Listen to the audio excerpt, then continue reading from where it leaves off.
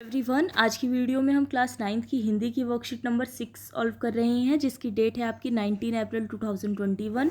इसमें दिया गया है दो बैलों की कथा के माध्यम से प्रेमचंद्र, जो कि इसके राइटर हैं आपके, उन्होंने कृषक समाज एवं पशुओं के भावनात्मक संबंध का वर्णन किया है। उन्होंने यह भी बताया है कि स्वतंत्रता सहज नहीं है, यानी जो स्वतंत्रता है, आज़ादी है, वो आसानी से नहीं मिलती है। उसके लिए हमें क्या करना पड़ता है? संघर्ष करना पड़ता है।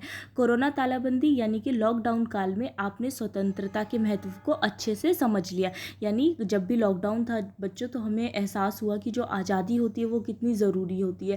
हमारा बाहर जाना, बाहर जाके काम करना या स्कूल जाना, ठीक है, कितनी ज़्यादा ज़रूरी है हमारे लिए आज़ादी। अगर हमें बंद कर दिया जाए तो हमें कितनी सारी प्रॉब्लम का सामना करना पड़ता है। सबसे ज़्यादा तो हम भावनात्मक रूप से परेशान होते हैं। ठीक है, तो लिखिए कि कोरोना तालाबंदी के समय आपको और आपके परिवार को कौन कौन सी असुविधाओं या दिक्कतों का सामना करना पड़ा और उनका निवारण कैसे किया। ठीक है, तो आप इसमें अपनी प्रॉब्लम्स लिखेंगे बच्चों। वैसे आप यहाँ से हेल्प ले सकते हो कि पूरे विश्व में कोरोना वायरस के कारण हमें भी तालाबंदी कर दिया गया। मानव इतिहास में शायद पहली बार ऐसा हुआ जब पूरे मानव समाज को तालाबंदी करके घर बैठा दिया गया। ठीक है, लॉकडाउन के कारण क्या हुआ था? हम सब घर बैठ गए थे।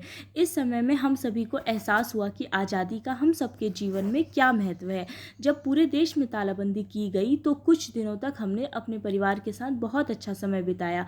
हर रोज़ हम नई नई चीज़ें किया करते थे। पिताजी हमें नई चीज़ सिखाया करते थे। माताजी ने हमें बहुत कुछ खाना बनाने की चीज़ें सीखी। तो स्टार्टिंग में तो हमें बहुत अच्छा लगता था, बहुत सारी चीज़ें हमने सीखी, बहुत कुछ हमने अच्छा अच्छा किया।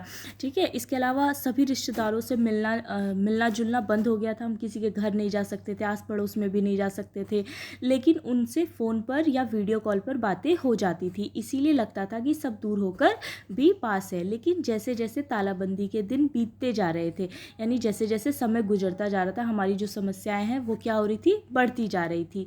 शुरुआत के दिन तो अच्छे थे, लेकिन बाद में इस तरह से बंद होना अच्छा नहीं लग रहा था। आप अपने दोस्तों से नहीं मिल रहे थे, अपने रिश्तेदारों के घर नहीं जा रहे थे, स्कूल नहीं जा रहे थे। ठीक है, तालाबंदी के दौरान मेरे एक रिश्तेदार की तबीयत अचानक से बहुत ज़्यादा ख़राब हो गई, जिसके कारण हम उन्हें देखने भी नहीं जा सके। तो उनकी तबीयत ख़राब थी, लेकिन फिर भी तालाबंदी थी, यानी लॉकडाउन था, जिसकी वजह से हम उनसे मिलने भी नहीं जा सके।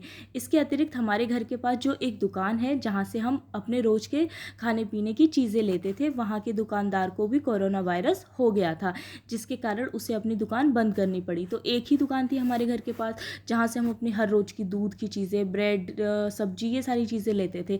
लेकिन उसको कोरोना वायरस होने से क्या हुआ कि उसकी दुकान बंद हो गई। उसके बाद हम लोग खाने पीने की हर चीज़ के लिए ऑनलाइन निर्भर हो गए। ठीक है, अलग अलग ऑनलाइन जो ऐप्स होते हैं वहाँ पर निर्भर हो गए। हम लोग ऑनलाइन सामान ऑर्डर कर दिया करते थे तथा वह घर पहुँच जाता था। तालाबंदी के दौरान ही हमने कई सारी डिजिटल चीज़ों का इस्तेमाल कर शुरू किया। इस तालाबंदी में नुकसान तो बहुत हुआ, लेकिन बहुत से फ़ायदे भी हुए। जैसे हम डिजिटल हो गए, हमारी पढ़ाई भी ऑनलाइन होने लगी, तो बहुत सी चीज़ें इसमें हमारी नुकसानदायक भी रही। जैसे कि हमें बंद होना पड़ा, बहुत सी चीज़ों के लिए दूसरों पर निर्भर होना पड़ा, लेकिन बहुत कुछ अच्छा भी था। जैसे कि हम डिजिटल हो गए, हमारी पढ़ाई भी ऑनलाइन हो गई। पिछले देखिए 1-2 साल से आपकी जो पढ़ाई है वो ऑनलाइन ही चल रही है बच्चों, है कि नहीं? ठीक है, तो आप पूरा लेख यहाँ से लिख सकते हो, थोड़ा थोड़ा करके। ठीक है, आप वीडियो को रोक लेना और फिर धीरे धीरे करके पूरा लिख लेना। Okay, thank you so much बच्चों।